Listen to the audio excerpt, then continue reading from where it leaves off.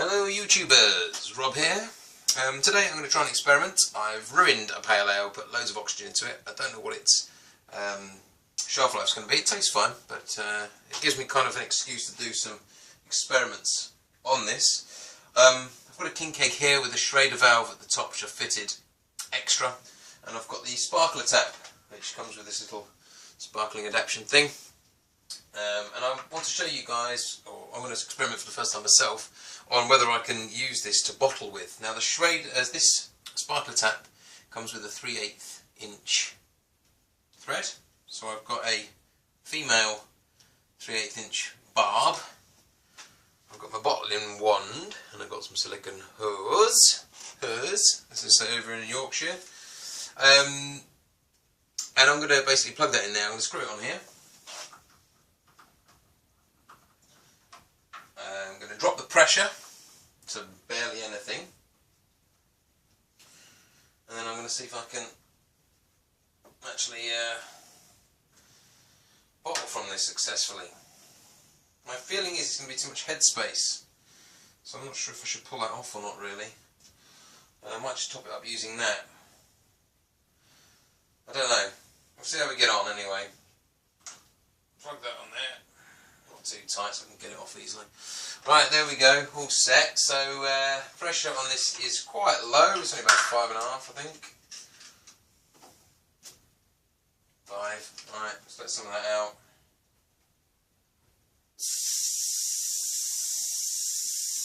We just want it really just above,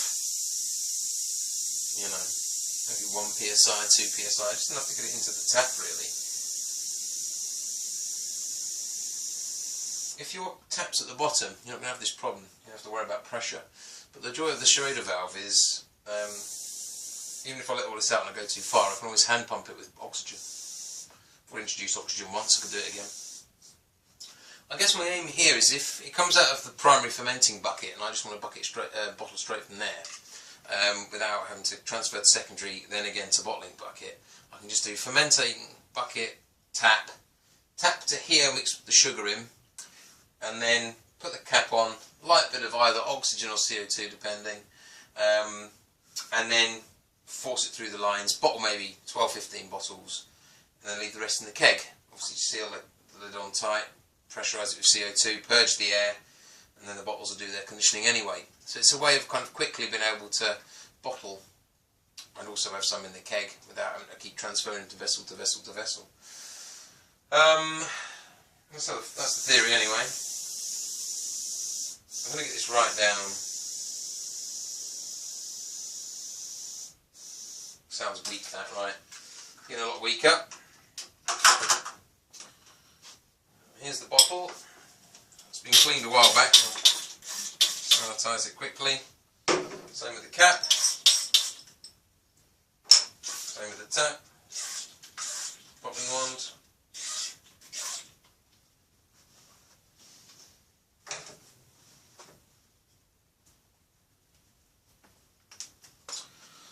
Change the camera position while that's doing its thing. How's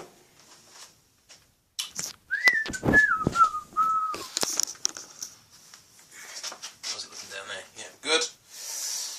I'll try and do this from this angle so you can see it. Got the cap already.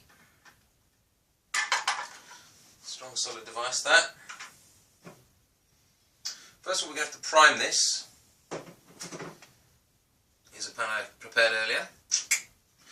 So we're going to just lose a little bit. We're going to turn the tap on, and we're going to prime this.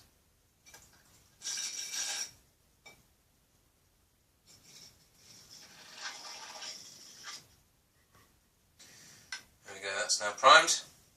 Shame to ruin that, wouldn't it? Let's have a drink of that.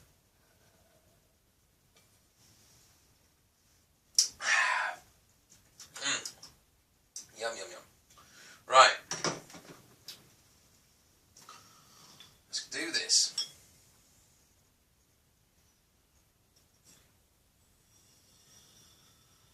That sounds extremely fizzy already. Is this just going to be a big foam explosion?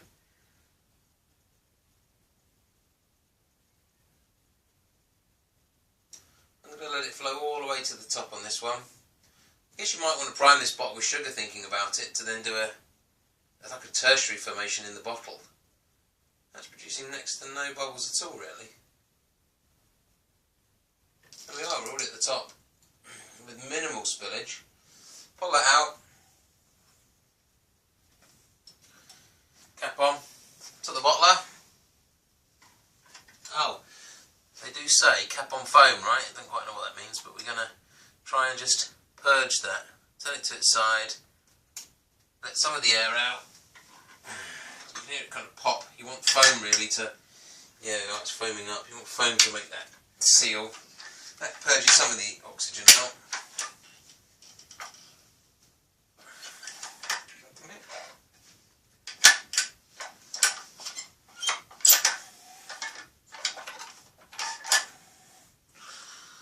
There we have it.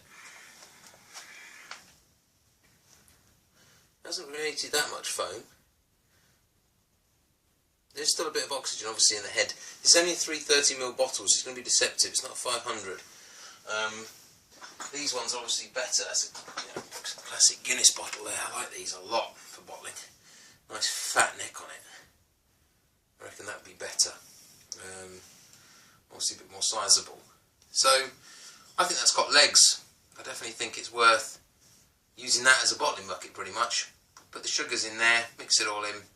Bottle 12, 15, using that method there. The wand works really well. It's holding, it's not too much pressure in there.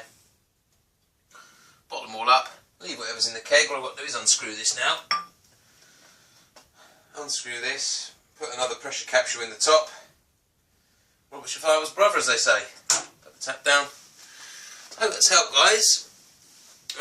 Any questions or comments, or you think I'm a nutter, put it in the comments box. Look forward to receiving those comments, if any. Thank you.